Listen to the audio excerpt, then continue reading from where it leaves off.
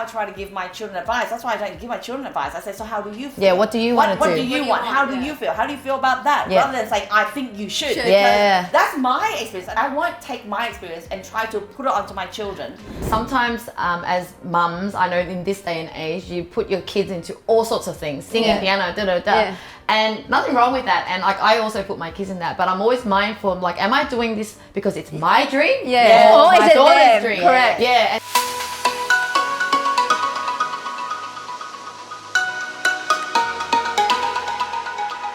Hi everybody, and welcome back to our Rise and Shine show. It's Lynn Fedeli here. Jennifer 𝐿. Jackie Ashley. A show where we help you to F your way to success. Now, in today's video, we want to talk about a topic that happens to a lot of us Asians or a lot of parents out there who have set a lot of expectations on us. And how do we break free from that? How do we deal with parents' expectation for us and follow our dream? Right? We all have experienced that, haven't we?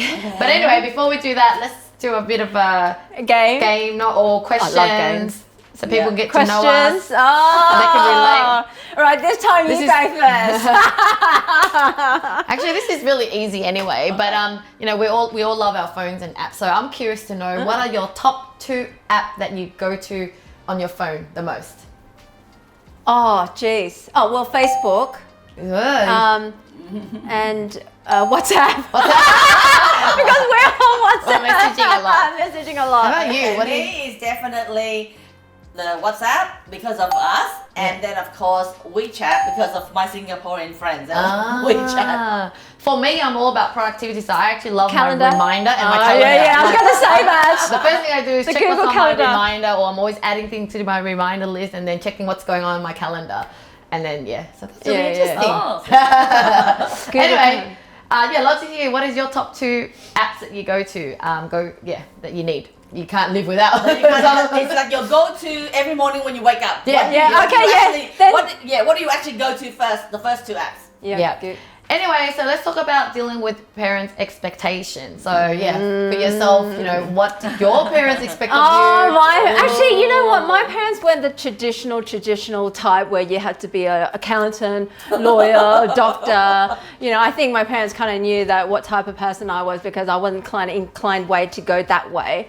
But you know, I really wanted to be an actor. You know, when I was a little kid, when I was young.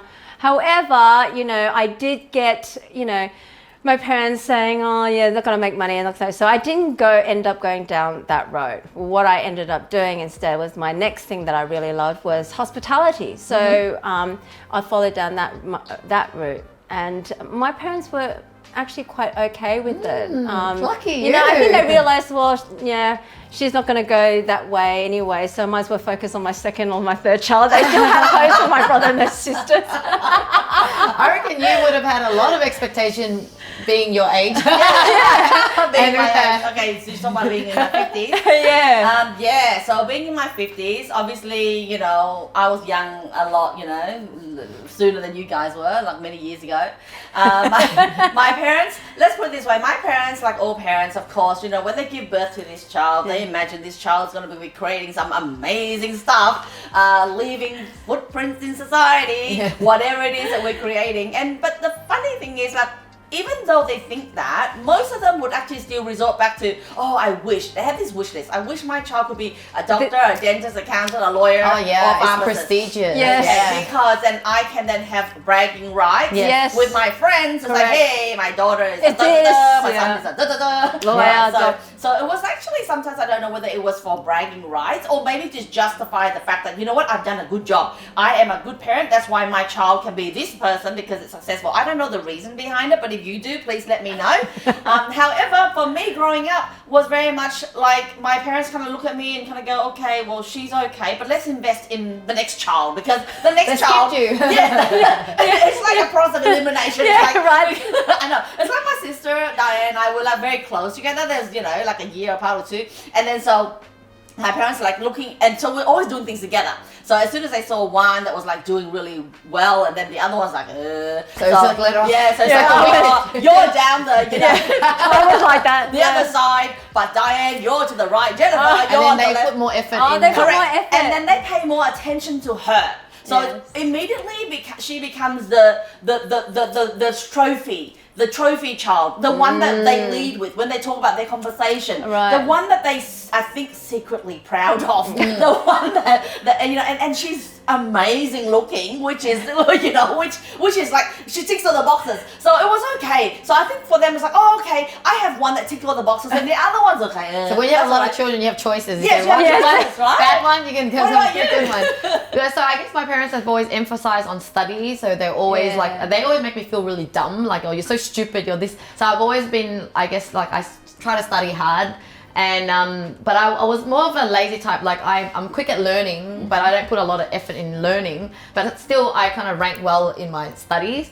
And so they definitely put that instill in me that I need to have a good job. I need to finish uni, and having that enter score, that score in year 12 is really a big deal. Like if you're in your 90s, that's good. I think to them they think it's like you got 90% out of 100% or something. 99, it sounds like 99 out of 100%, but they don't understand how it works. It's all ranking of whatever.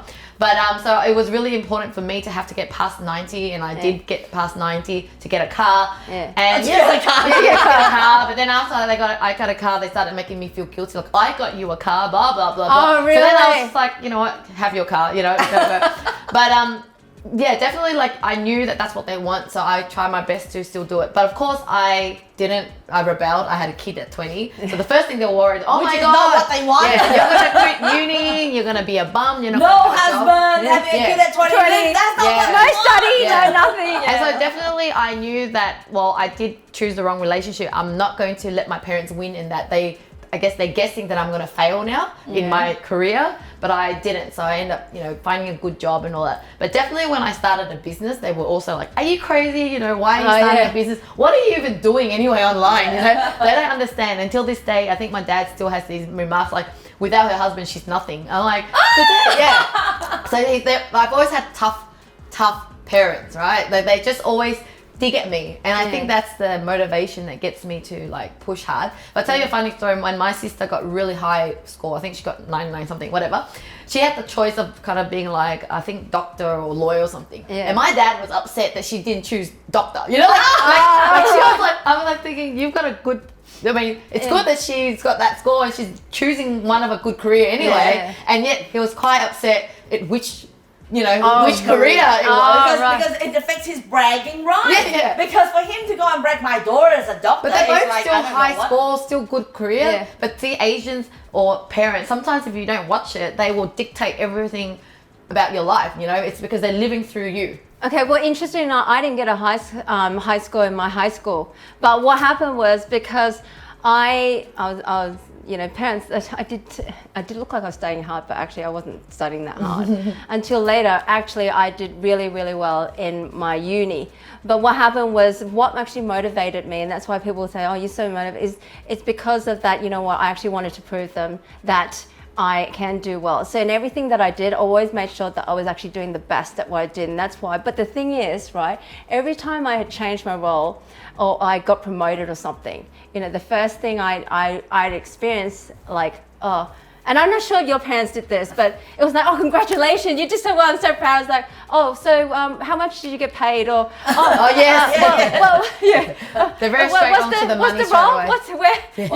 So it's like, okay. So, but that was a motivation for me to really just keep going. So I think with my parents' expectation is that they, every parent, they think you follow this thing where, you find a good husband, you get married, then you have kids, you have a good job and all that, right? And anywhere you break that, they start to panic and my parents were like almost this dictator. Oh my God, you're going to fail, your whole life's going to screw up. It really hurt you.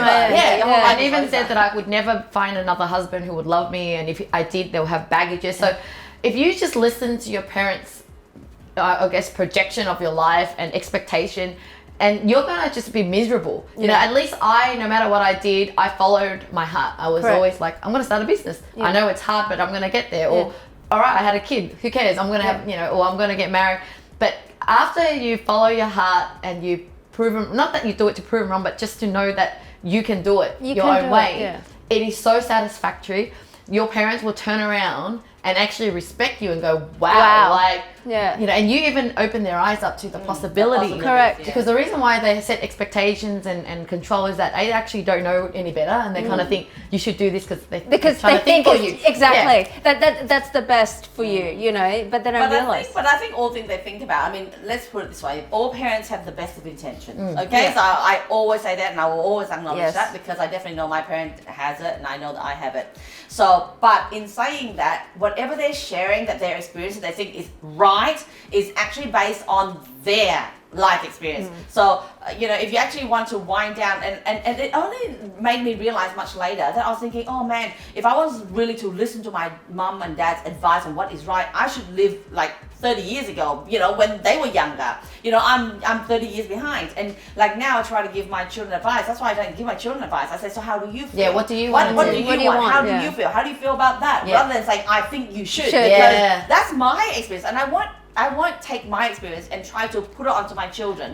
And then of course, that leads to a really good point, because sometimes as mums, I know in this day and age, you put your kids into all sorts of things, singing, piano, and nothing wrong with that. And like, I also put my kids in that, but I'm always mindful. I'm like, am I doing this because it's my dream? Or my daughter's dream? Correct. Yeah. And so I ask myself, I always intentionally ask, because at the beginning there was a part of me that was like, you know what, like I never got to do that. So you go do it. But then deep down I go, no, but I can see her talent in that. And I'm always watching, is she still enjoying? If she enjoys it, I'm going to, you know, go for it. But the moment it's like a chore for them and they don't love it, you got to really back off and go, you know, and just say no. Let them be. Yeah, that's the approach I take with my daughter as well. Like, as much as what I do is I let her try everything first, and then see what she likes, and then if she comes to me, she's, I really like this. Now, okay, let's do this. And then like, if she, you know, she's actually been wanting to do acting, and says, okay, well, you tell me, you know, I actually waited. Okay, we'll see where this comes, you know, because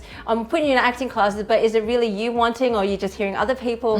But she showed a lot of interest in it. So I think you got to listen to your child and have that conversation with them, and just be mindful that, you know, with your dream, whether you're actually putting the pressure on them because you want them, because you missed out, or is it really what they want? You know, so when I tried to quit karate back then, my dad was so angry. He was just like calling me names, saying, you're gonna amount to nothing because you quit your karate. But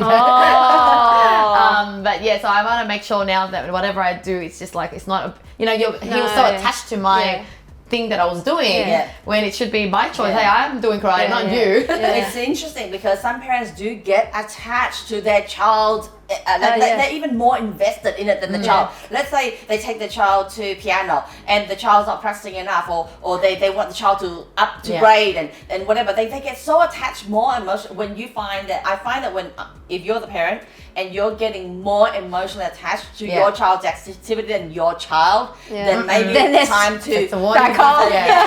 And also sometimes when you add too much pressure, they will actually start to go, I don't want to do this anymore because I don't want to fail. And they won't enjoy it as well, right? So I was at the beginning, I was like a bit of a tiger mum with the piano thing, because like, you know, you'll thank me later.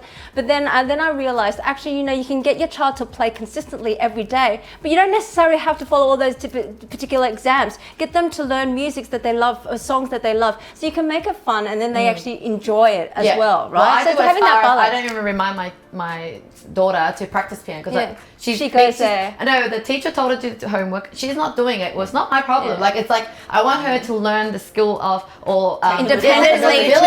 Like, if you don't do it, then that's the result. And or at least if you're doing it slowly and you still enjoy it and you're still progressing slowly, who cares? You know, rather than work and then having to remind you, like almost being it's your responsibility to make sure she studies or whatever. It's like I don't need that pressure for myself either. She'll learn. But whatever it is, if you find that you're taking the joy out of whatever you're doing, you should step back. And I guess the other thing is, if you are in a career that you are not happy in, you know, life is so short. Ask yourself, am I doing this to make my parents happy, or do I really want to be here? And so take that leap, because you're going to be so much more happier. Yeah, definitely. And if you find that yourself, some people kind of go, okay, I've invested too much education in this career. Now, can you imagine being a doctor? Don't ever feel like it's a waste. You know? I actually have friends who say, I'm so invested in this Career. relationship too, not just career, but in this relationship, I can go back leave. now. Yes. Are you kidding me? You forget that there's still 50 more years to live. It's like, Moving forward will be enduring. Yeah. So do we kind of cut our loss and then just cut start the again? loss and start again. So you might go 10 years in that career, or there's still 60 years to make a difference. You have plenty of time. Yes, it's never too and then late. never too late to pick up anything or do